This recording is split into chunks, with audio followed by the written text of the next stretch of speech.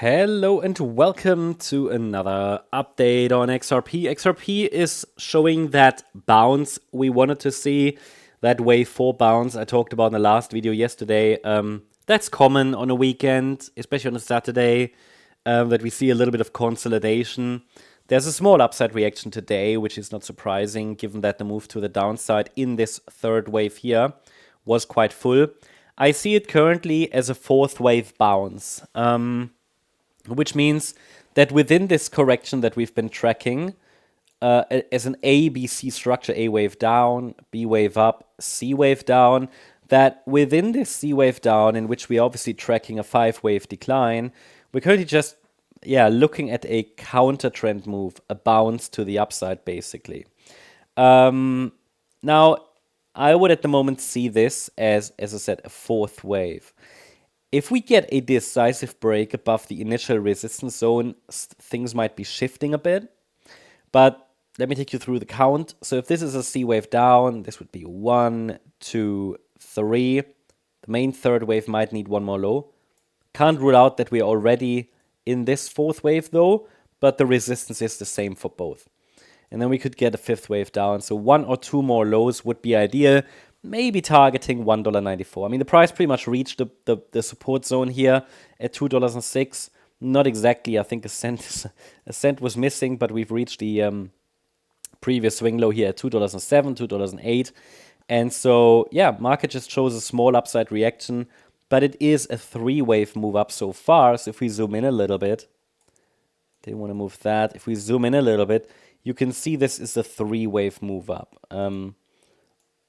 A, B, C. I mean, if it extends higher and we get this, which is a 5-wave move, then some kind of a low, a more meaningful low, might have formed, because a 5-wave move up is an indication that we're turning around and that we're going to rally to the upside. The market is motivated to basically break out to the upside. The market is motivated to rally and to start a new uptrend. Yeah. Or some kind of a larger uptrend.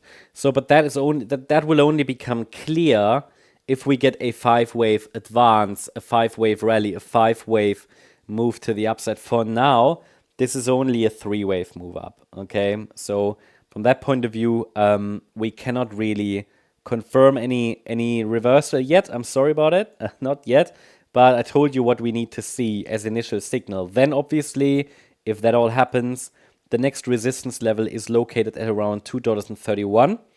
And then above that level, and I find that even more meaningful because we have 3 swing lows here in that area. The next level above would be at $2.36. So these are the important resistance levels that we're looking at there. Yeah.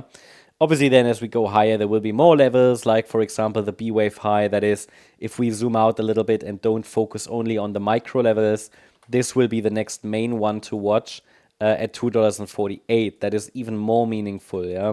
But overall, the first, the focus at the moment is on whether we have actually formed a low. I don't see any evidence. Normally, from experience, I mean, sustained breakouts on a weekend, rare. Okay, extremely rare. So also the wave count allows for 1 or 2 more lows here. So absolutely. I mean, overall, this is just looking at the micro, right? The overall focus is still on higher prices, and I'm just waiting for signals that this correction is over. But I can tell you that based on the microstructure and the fact that we haven't broken above any micro resistance, there is no evidence as such, that we have completed the correction.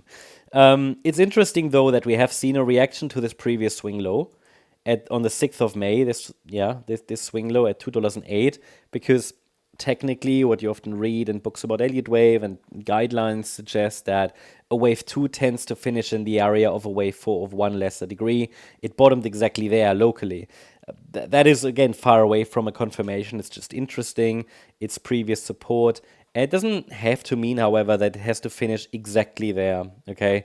That this correction finishes exactly at that point. It's more like the area that's meant. So, and then in addition to that, we pay close attention to these Fibonacci levels, of course, which you know already about. So much more important than the microstructure is whether the bulls turn up before the price breaks below $1.79. And for now, the price, is still holding above 179, and we're just waiting for that impulsive upside reaction. But the wave count allows for 1 or 2 more downside adjustments before that actually happens. Good news is, though, that probably in April, the larger degree fourth wave, the larger correction, indeed bottomed. Yeah. But obviously, this is now the pullback that will tell us the truth.